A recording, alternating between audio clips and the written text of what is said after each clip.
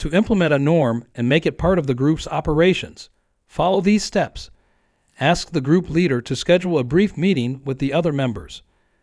Facilitate a collaborative discussion around expectations for working together, focusing on behavioral expectations, actions they can see and verify.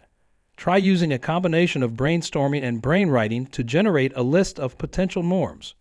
Then, the members should evaluate the list together, eliminating repetitive or irrelevant norms and combining similar ones. Once they agree upon the list, it should be recorded and communicated to current and future members. The key to developing norms that stick is to enforce them. This means rewarding people for adhering to them and correcting those who violate them. In some situations, members will help with this and punish each another for inappropriate behavior.